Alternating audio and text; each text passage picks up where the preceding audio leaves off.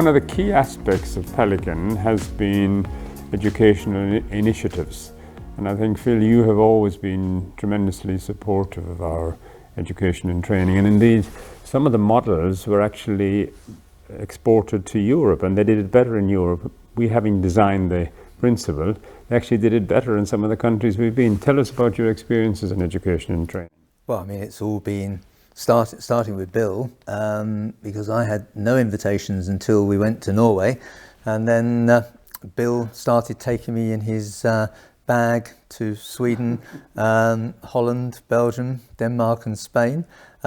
So Norway was the big one to start with because they did the entire country. It's a small country, so 4 million population, so it's much easier.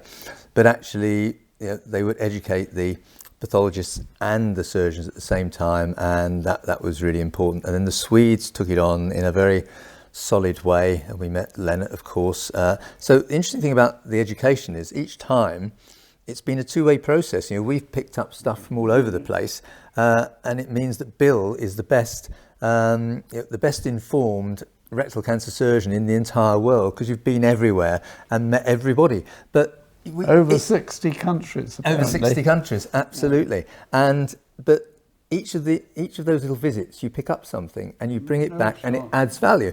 In the same way that many of the Pelican meetings, when a question came up, made you think of something, you had a bit of banter or a discussion, and you came up with a view.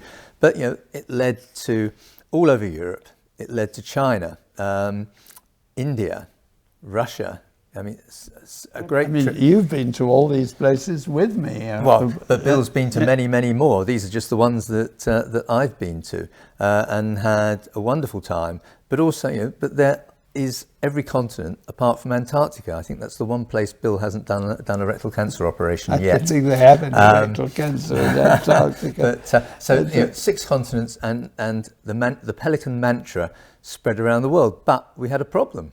We had the problem that nothing much was going on in the UK in a systematic fashion, unlike in Norway and Sweden. Now, Bill got the TV interested in this, and so there was a couple of there was a panorama about Bill and a Trust Me, I'm a Doctor by Bill, and I ended up getting interviewed and getting some very interesting questions on screen. But it came out, a lot of publicity, and hopefully that and Bill, Brendan's and people's efforts led to the Department of Health, for the first time ever, I think, funding the Pelican TME project. £6 million, trained all but 3 MDTs in the country with 1,639 people. I mean, truly remarkable. And think how much money that has saved in terms of the local recurrences. So it would be really interesting to work that out at some stage. It must be tens of millions under the health economics. But that was TME, and TME is history because it made a huge difference. Still could be done better, but made a huge difference. And then the work that we did around Pelican with the low rectal cancer translated into the low rec training program, which Brendan led. This was a much cheaper program. It's only cost them £1 million. And then 15 low rec workshops, 147 of 151 trusts in England. So only 4 trusts didn't attend. And again, 1,045 people. I mean, absolutely remarkable commitment by the Pelican team and by everybody. And that, again, had a huge transformational impact. And again, it would be nice to work through what's happened to the local recurrences, what's happened to the health economic costs, but also all those people that didn't end up with that horrible local recurrence. And then we got involved in Denmark, which is really interesting. So Søren Lauberg is a great leader, very noisy, but a very lovely man and very committed. And he decided, well, these English have been mucking about doing these sorts of things. The survival in Denmark was poor. And so he said, right, we'll just do the whole lot at the same time. So there was a TME course, there was an ELAPE course, and there was a colonic cancer course.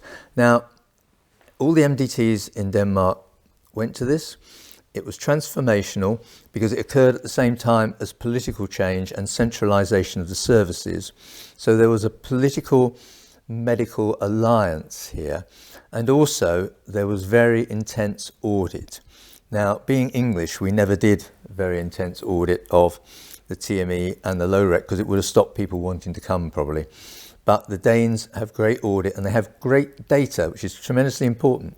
And they've done some fantastic things there. So what you mean is we didn't have national audit or even because I mean we were auditing our own cases, but it was a individual shot. Yeah, it's individual and done very well by some people and hardly at all by others. And there was no oversight. So if we took a surgeon down there and they sat through it, surgeon A might have picked it all up and gone back and done it brilliantly. But would surgeon B, C, D and E? It will all have been a variable thing. But we didn't know which ones did well and which ones did badly, and therefore we couldn't help them to get better at the end of the day. So in Norway, they did conduct an audit, didn't they? And in Sweden, yep. Stockholm. Yeah. So I think that's a part of the process that if we look back and think, could we have done better? We could have done better there, but it may have destroyed the ethos and we might never have got anybody coming to the second one because we might have been embarrassing people. Anna Martling's paper about the Greater Stockholm was the first paper ever, I think, that showed that this kind of practical teaching program could change the cancer cure outcomes for a whole population. Greater Stockholm, 1.5 million people. Yep. And of course, we went on, we were invited to various places in Canada. Even the Americans invited the Pelican team, which was quite something really. And and the Americans are still way behind. I mean, not in the major centres. The major centres do pretty well these days. But they still accept low volume surgery by people that haven't undergone proper training or proper training programs, and that I think is really difficult. But the training has been immensely impactful in the UK and around the world, and it's been a pleasure to be involved with you guys in doing it in a whole range of ways. And of course, we have to acknowledge the NHS National Cancer Action Team with Mike Richards, who actually gave us those 2 funded projects, and we were the only surgical project ever funded by the National Cancer Action Team. Unfortunately, the National Cancer Action Team was disbanded because it was moved on to somebody. There were 2 really good initiatives, and we had great fun, but we worked pretty hard. But 2012 is a very important date.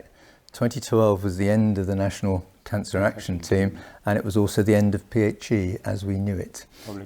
So the previous existence of Public Health England. So 2012 was not a good time. But Aradasi funded the LOREC, I thought at that time, because I thought he had some influence over the funding. It was because I was interviewed. I had to go for an interview with Mike Richards, and I was appointed as the surgical lead for the lower rectal cancer program. But I personally felt that the Danes took the ideas and probably did it impact, had a better, more organised program than we could ever develop. But I think anyway, it's good that they did take that, and other countries have taken it, and the Americans are improving. It's interesting because I did an earlier, much less successful TME project, which started in Copenhagen, and it just didn't have the drive behind it, and it rather fizzled out. So it takes more than just one guy turning up and doing operations with his cameras. You've actually got to have support, money, and somebody like Søren Lauberg with the drive to keep things going. And I think it's Søren who changed the situation in Denmark. You have to bring people with you, a lot of people from a lot of different. So I think we should move on from that, Phil. But I think it's been tremendous, and the Phil and Bill Roadshow.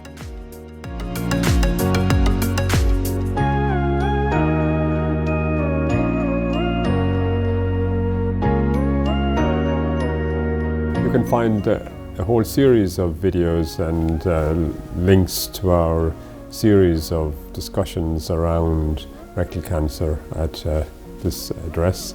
And if you have any suggestions what we might cover, please let us know. Thank you very much for joining us.